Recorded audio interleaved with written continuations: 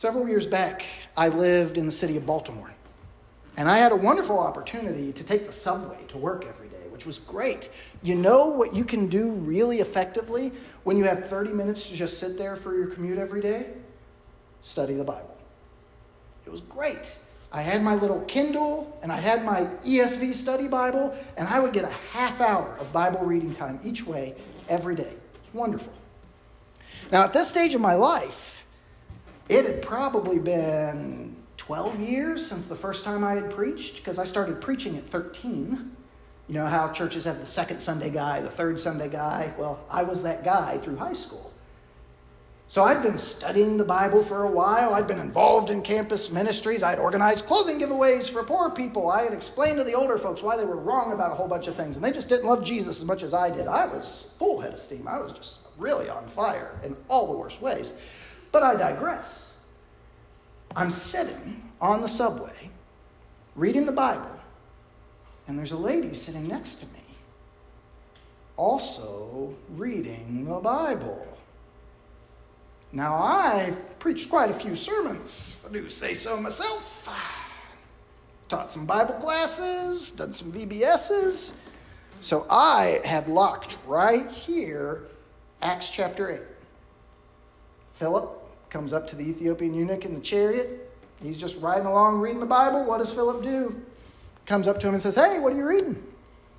You understand what you're reading?" And from that moment, he starts preaching to him Jesus. So I'm sitting there and I'm like, there's a lady riding right next to me, reading the Bible.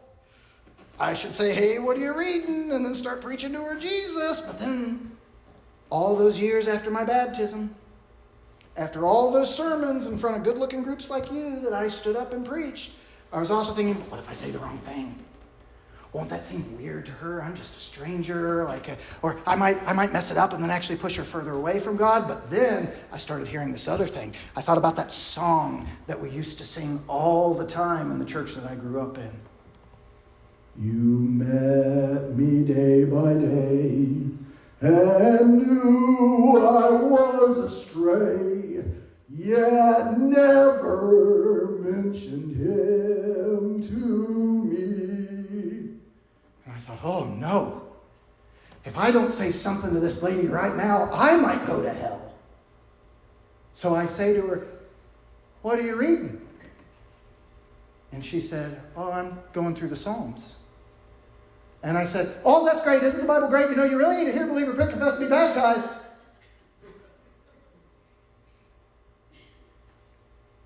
How much good do you think I did? That's not making disciples, though. Because I wasn't sharing my reason for hope. I was sharing from fear. I wasn't speaking to her because I loved her and wanted her to experience more of God's goodness. I was speaking to her because I didn't want to go to hell. Contrast that with a different subway ride. With my daughter, Rachel, who's now 11, but was then a year old. We were coming back from a day at the harbor, and we had her sitting there on our lap. I was there. My wife Ashley was next to me. And then there was this guy sitting here who did not look like us, did not look like he wanted to be on that train at that minute, quite frankly. He seemed very just not into being there. But Rachel, she was looking at her little baby Bible storybook. Little board book, so that if she happened to chew on it or drool on it or whatever, it would still hold up. But she had it open to the page that says Jesus is alive again, about the resurrection. It's like maybe 4 lines describing the resurrection in a way a toddler can understand. And Rachel, she had some words, but she didn't have a lot of words yet. She was 1. But as we're looking at that with her, she turns to that man sitting next to us. She positions the Bible towards him. She points to the children's illustration of Jesus, and she smiles real big. And she says, "Jesus. Jesus." That is disciple making. What my 1-year-old did on that subway is so much more than what I did. With all my knowledge, all my experience, because it came from love. It came from hope. It was born out of joy. Rachel, as a baby, understood that disciple making is about working with Jesus. Turns out the Samaritan woman understood that too. Because in John chapter 4 and verse 39, many Samaritans from the town believed in him because of the woman's testimony. He told me all that I ever did. So when the Samaritans came to him, they asked him to stay with them. And he stayed there 2 days. And many more believed because of his word. They said to the woman, "It's no longer because of what you said that we believe.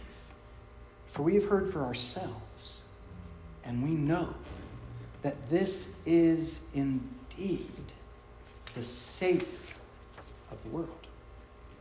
This is how it works. Whatever you learned, whatever moved you to be a follower of Jesus, share that. It was enough to get you to decide to be a follower of Jesus. So if you want to make disciples, that's all you need. That's how Jesus can say on day 1, "I'm going to make you fishers of men." Because whatever helped you decide to follow him, that's something that you can share right now. You are ready to go share with somebody else why you are a follower of Jesus. You don't have to answer every religious question that someone might have. In fact, I would suggest to you that it may actually be better if you don't. Because then you have to humbly admit you're still learning too. Then, instead of being the one with all the answers, you get to say to that person, "That's a great question. I'm not sure about that. Come and see. Let's get some time together. Let's just look through the Bible together and see what it says about that, because I'm not sure either." And it completely changes the dynamic. You see, it's not the best argument. It's not the strongest logic that wins people. It's Jesus. Jesus is who wins people. So bring people to him, and then they'll see. Then they'll believe. And when we're so devoted to Jesus that while we're working out, or while we're eating out, while we're home with our families or hanging out with our friends, we see the people around us as needing Jesus, and that's going to be what comes out of us. It's going to be the most natural thing in the world when someone at work is hurting for us to say, "Hey, would you mind if I prayed for you?" And not later, like, "Can I just pray for you right now?" Or when we're sitting around the table and we're visiting with friends, we're talking about like, "Yeah, we had this thing at church this past week, and man, I went in feeling crummy, but I came out and I felt completely different." And we are sharing from the abundance of what we get from following Jesus. And that is what helps other people decide that they want to be followers of him too.